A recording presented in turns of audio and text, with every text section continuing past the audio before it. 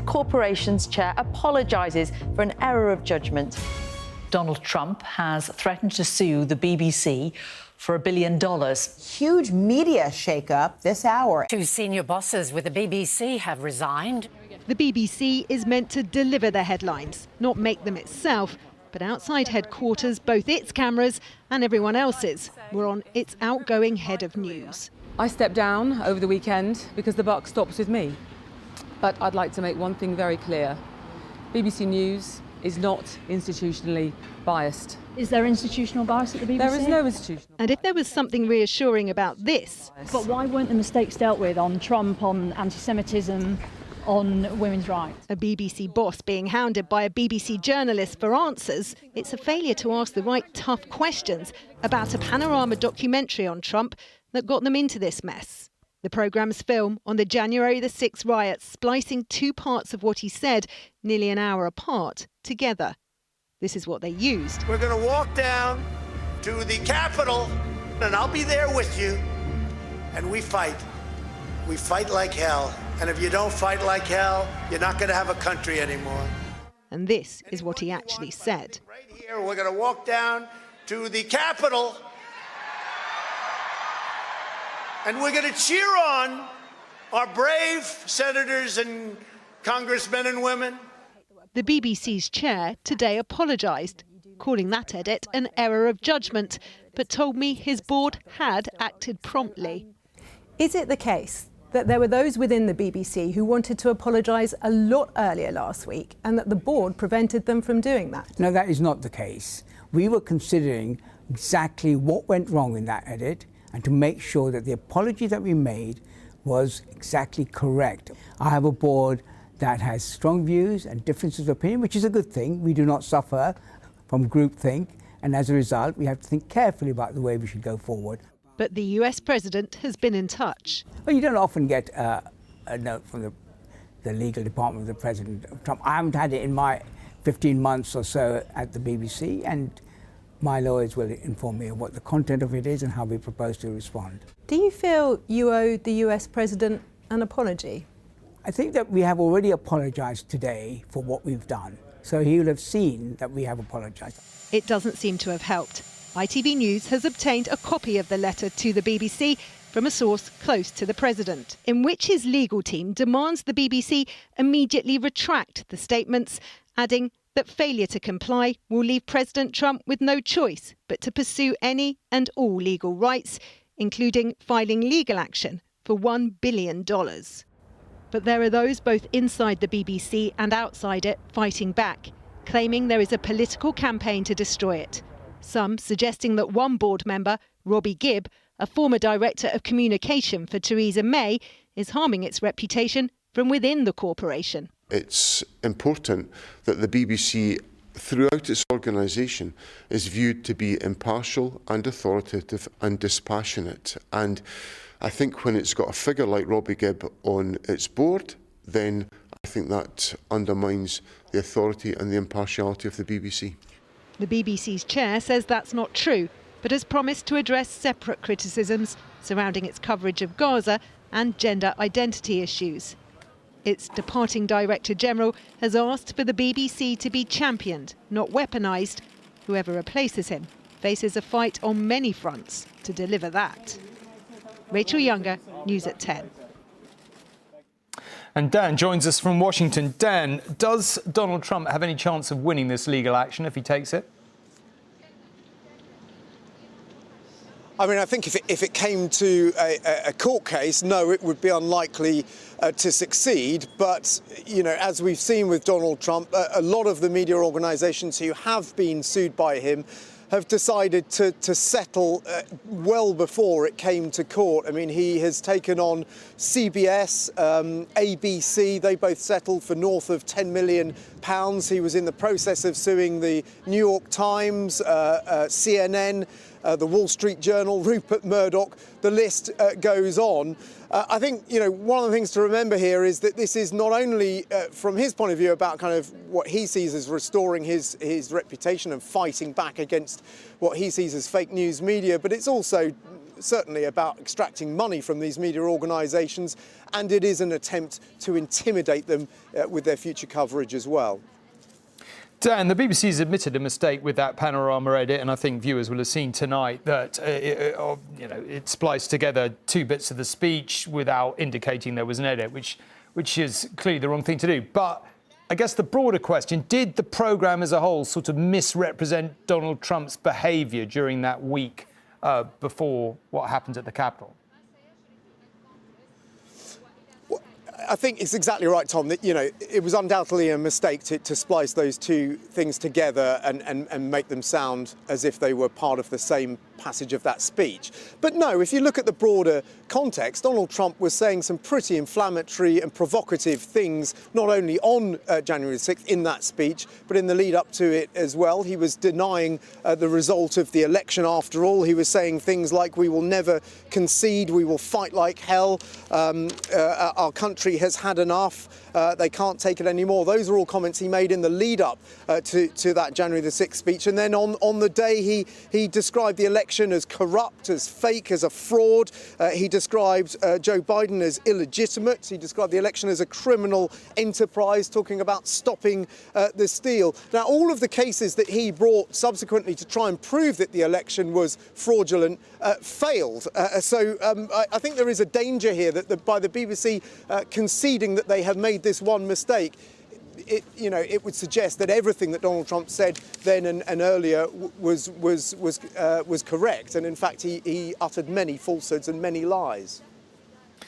OK, Dan, thank you very much indeed. Now, the timing of all this could hardly be worse for the BBC. Its royal charter, essentially, I guess you'd say, the terms of its existence, is up for renewal in only a couple of years and needs negotiating.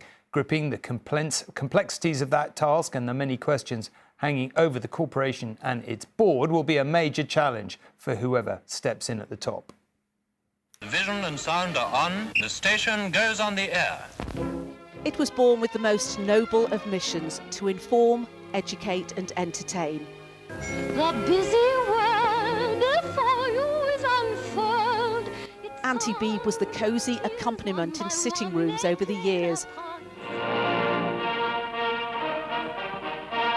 Moments of history were shared, and the organisation's commitment to accuracy and impartiality were reasons to justify asking viewers to pay for its existence.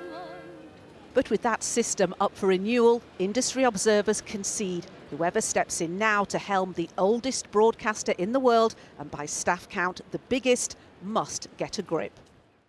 I think it's very important, in view of everything that has happened recently, that whoever is Director General of the BBC next should be somebody with programme experience and somebody with understanding that the BBC must stop being so defensive and must make itself more accountable to the British public. The Royal Charter, which governs how the BBC is funded, was created many years before our multi-channel industry. That deal runs out in December of 2027. And what happens after that is the big question, and why this most recent scandal is so serious. Criticism of the BBC's journalism has seen other casualties at the top over the years. In 1987, Director General Alistair Milne was ousted over claims by the then government of anti-conservative bias. What we have been trying to do is defend the independence and the integrity of our journalism. Greg Dyke resigned in 2004 after a highly critical report into the BBC's coverage of the Iraq War. And George Entwistle lasted only 7 weeks in the job before he stepped down in the face of pressure over a Newsnight broadcast which wrongly implicated a former Tory lord in a child abuse scandal. The Director General is the CEO of an organisation which employs sort of around 20,000 people and a budget of £4.5 billion. And alongside that is also the Editor-in-Chief responsible for all of the output of the BBC. I think it is certainly questionable as to whether or not one person is able to do both those jobs effectively. With a drop in the number of people paying the licence fee, keeping an often sceptical public on side has never been more critical. The TV shows are good, but the news, I just feel like they don't always say the whole story. And is that licence fee worth it? Yes, I do. It is very much so, because you get all them radio stations and everything. £14.75 a month. No.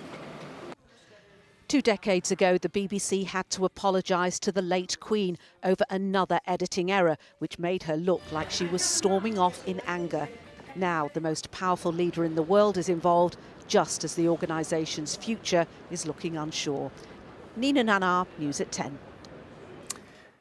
And Robert, as you'd expect, is here to talk about all this. I mean, what a day. We woke up this morning, Nick Robinson's on the Today programme saying there's a faction on the board led by a former Tory director of communications.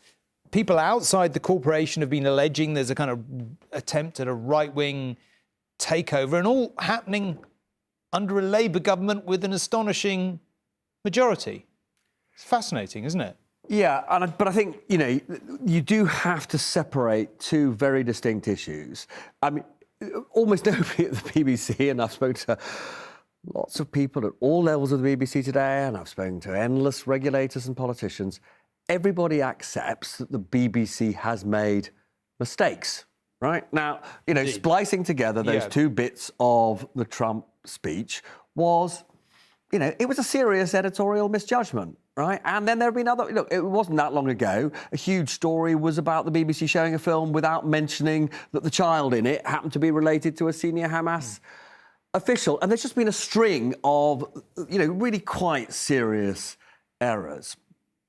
But the charge that many, particularly on the right, make, Reform makes this charge, and the Tory party makes this charge, is that there is institutional systemic bias. And we just heard, actually, our former colleague, who happens to have just resigned as Director of News at the BBC, Deborah Turness, categorically denying that there is this institutional bias. But, you know, nobody can doubt that editorial standards in the sense of not making mistakes have to be tightened up at the BBC. Then there is this separate issue of whether it just has a sort of groupthink in the way that the Reform and the Tories allege. And Robbie Gibb is somebody on the board who for years has had concerns about groupthink at the BBC. So he would say that its coverage of Brexit was often wrong, that on transgender issues it's often wrong, on Gaza it's often wrong. And this is just a campaign that he has led within the BBC. And depending on where you are on the political spectrum, you either empathise with him or you just say it's categorically wrong. And as you say, in a way, and this is a sort of mystery, is given that the Labour Party it has said it does not believe, Lisa Nandy has said, Prime Minister has said, that they don't believe the BBC is systematically biased. They do accept that it's made mistakes. You're right, it is sort of odd that they haven't made any attempt to place their own people anywhere near the BBC board. I mean, even the chairman was appointed by Rishi Sunak. So the politics of this are incredibly messy, but the more fundamental point is we've got a charter review coming up. It is incredibly important to the whole media landscape because what the BBC does matters to everybody. A big decision has to be taken about whether the licence fee is going to be kept in place, and they haven't got a Director General to lead that, and that is a disaster.